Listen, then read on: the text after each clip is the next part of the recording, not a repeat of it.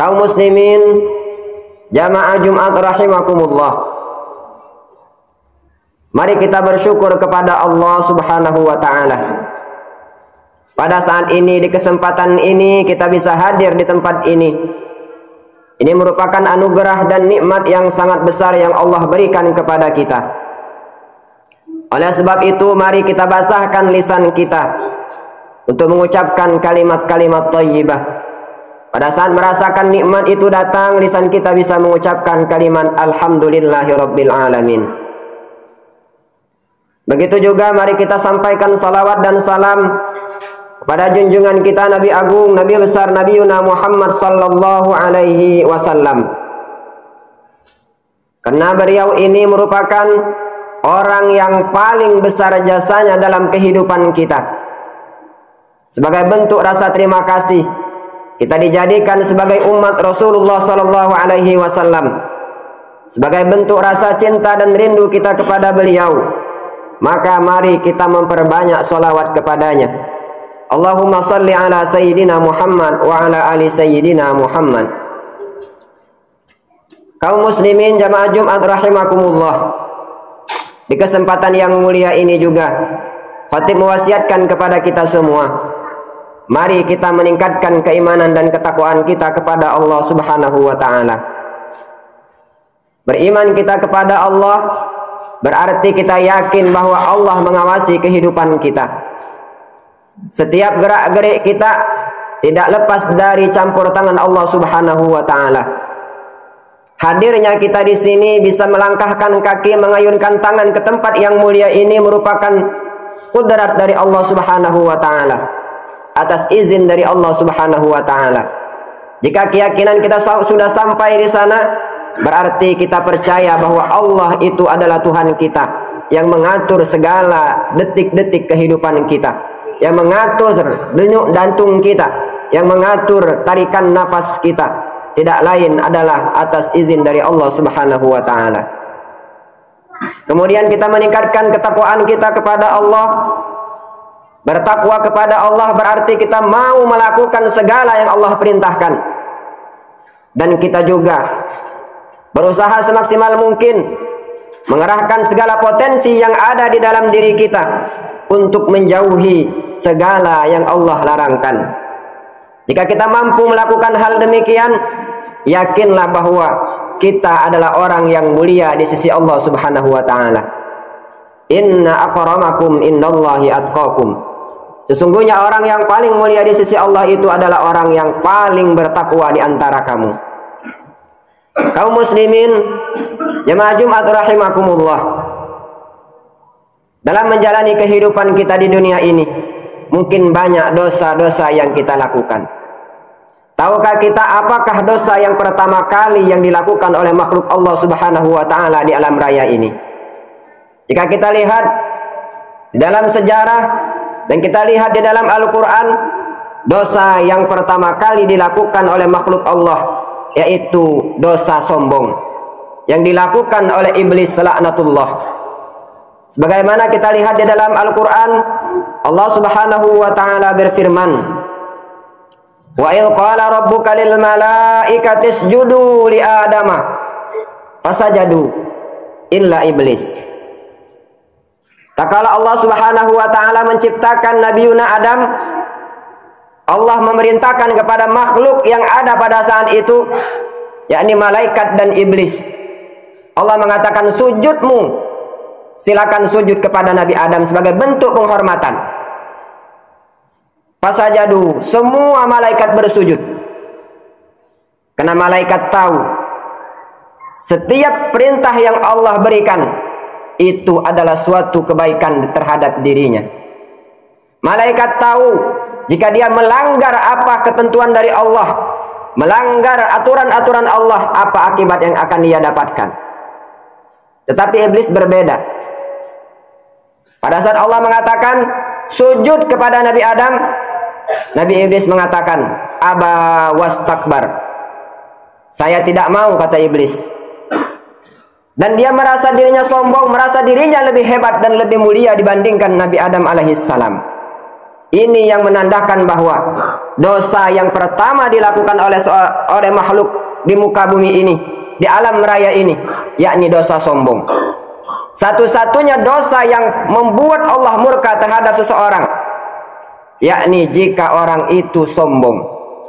Tetapi ada dosa atau ada sesuatu yang paling Allah cintai dari seorang hamba, yakni jika dia melakukan dosa, dia segera bertaubat kepada Allah Subhanahu wa taala. Siapa yang melakukan pertama kali? Nabi Yuna Adam alaihi salam. Iblis dikutuk oleh Allah Subhanahu wa taala karena sombong. Sedangkan Nabi Adam, dia melakukan dosa pada saat dia berada di surga. Dia dilarang oleh Allah Subhanahu wa taala untuk mendekati pohon khuldi. Dia merasa itu sebuah kesalahan. Dia mengakui bahwa itu merupakan kesalahannya dan dia langsung bertaubat kepada Allah Subhanahu wa taala. Dan ini merupakan perbuatan yang sangat Allah cintai dari seorang hamba. Jika kita melakukan keburukan, jika kita melakukan maksiat, jika kita melanggar aturan Allah Subhanahu wa taala, maka segeralah kita mengakui atas kesalahan kita.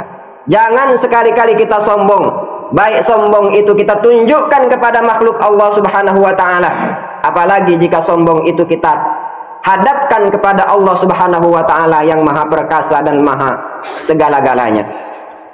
Kaum muslimin jamaah Jumat rahimakumullah. Lalu apa dampaknya jika kita sombong kepada Allah Subhanahu wa taala dan sombong kita kepada makhluk Allah Subhanahu wa taala? Kalau kita lihat sejarah tadi, iblis yang dulunya dia sebagai hamba Allah yang taat kepada Allah Subhanahu wa taala, yang dulunya dia selalu bersujud dan bertasbih kepada Allah Subhanahu wa taala, gara-gara dia melanggar aturan Allah dan merasa mulia dibandingkan Nabi Adam, sehingga dia dikutuk oleh Allah ila yaumi yub'atsun. Sampai kapan dia dikutuk oleh Allah? Ila yaumil waqtil ma'lum, sampai waktu yang tidak ditentukan. Banyak ulama tafsir juga menyebutkan sampai nanti dunia kiamat. Tetapi ada juga menyebutkan sampai waktu yang tidak ditentukan. Iblis dikutuk oleh Allah Subhanahu wa taala. Tetapi kalau kita manusia ini, apa dampaknya jika kita memiliki sifat sombong? Di dalam hadis Rasulullah sallallahu alaihi wasallam menyampaikan, yang diriwayatkan oleh Imam Muslim, la yadkhulul jannah man kana lahu fi qalbihi min misqala dzarratin min kibrin. Seseorang hamba la yadkhulul jannah, tidak akan masuk surga, man kana lahu fi qalbihi misqala dzarratin min kibrin, jika di dalam hatinya terdapat satu titik benih kesombongan. Satu titik benih kesombongan terdapat di dalam tubuh kita, terdapat di dalam diri kita, la yadkhulul jannah, kata Rasulullah sallallahu alaihi wasallam. Ini dampaknya sangat berat jika kita memiliki sifat sombong. Kenapa? Jika kita meninggal dunia ini dan kita masih memiliki sifat sombong itu, niscaya kita tidak akan pernah masuk ke dalam surganya Allah Subhanahu wa taala.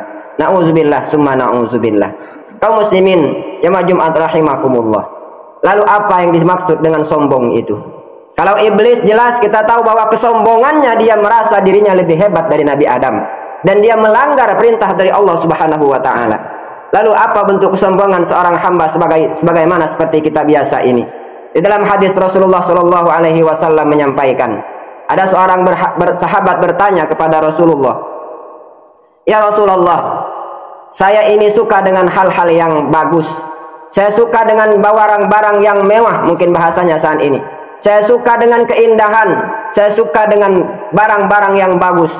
Apakah ini disebut dengan sombong?" Lalu Rasulullah Shallallahu Alaihi Wasallam menyampaikan, sombong itu adalah batrul haqqi wa ghamtun nas. Orang yang sombong itu adalah mereka menolak kebenaran. Dia tahu bahwa itu benar, tetapi dia tolak. Dia anggap itu sebuah permasalahan yang biasa. Dia menganggap itu tidak penting. Misalnya, banyak contoh dalam kehidupan kita. Kalau kita tahu bahwa sesuatu itu benar, jangan sekali-kali kita menolak kebenaran itu. Kalau kita menganggap kita tidak mampu melakukannya, cukup sebatas itu kita menyebutkannya. Seperti contohnya sholat. Pada saat kita mendengar azan, itu merupakan panggilan untuk melaksanakan ibadah sholat. Tapi jangan sampai terbenak di dalam hati kita, untuk apa kita sholat. Ini berarti kita menolak kebenaran. Tetapi jika kita merasa, ya Allah, saya sekarang lagi ada punya aktivitas, nanti saya akan melaksanakan sholat, berarti itu bukan menolak kebenaran. Tetapi kalau kita menganggap bahwa untuk apa kami sholat, tidak ada dampaknya dalam kehidupan kami, untuk apa kami sholat, ini disebut dengan sombong. Kenapa? Karena dia sudah menolak sebuah kebenaran. Begitu juga disebutkan di dalam Al-Quran bahwa kematian itu merupakan sesuatu yang hak, sesuatu yang pasti akan terjadi dalam kehidupan kita.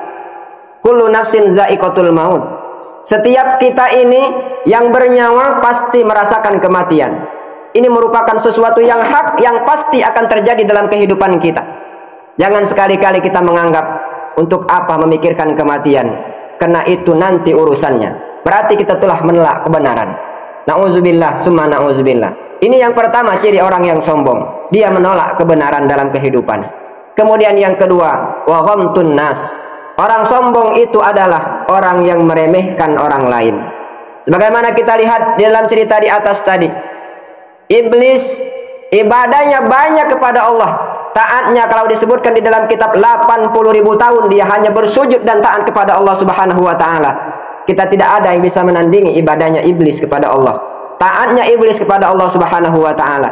Cuma gara-gara dia merasa dirinya lebih hebat, merasa dirinya lebih mulia dibandingkan Nabi Adam alaihi salam. Apa kata iblis? Saya diciptakan dari api, sedangkan Nabi Adam diciptakan dari tanah. Saya lebih mulia dibandingkan dengan dia. Ini yang menyebabkan iblis terkutuk. Begitu juga dengan kehidupan kita. Jangan sekali-kali kita merasa diri kita lebih hebat dibandingkan orang lain. Jangan merasa diri kita lebih suci dibandingkan orang lain. Jangan sekali-kali kita merasa kita lebih perkasa dan lebih memiliki keistimewaan dibandingkan orang lain.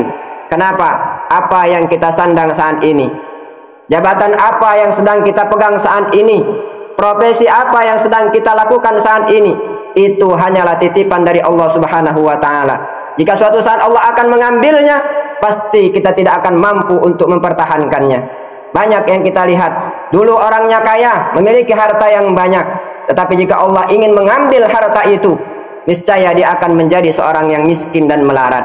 Sebagaimana kita lihat ceritanya Qarun yang terjadi pada zaman Nabi Musa alaihi salam.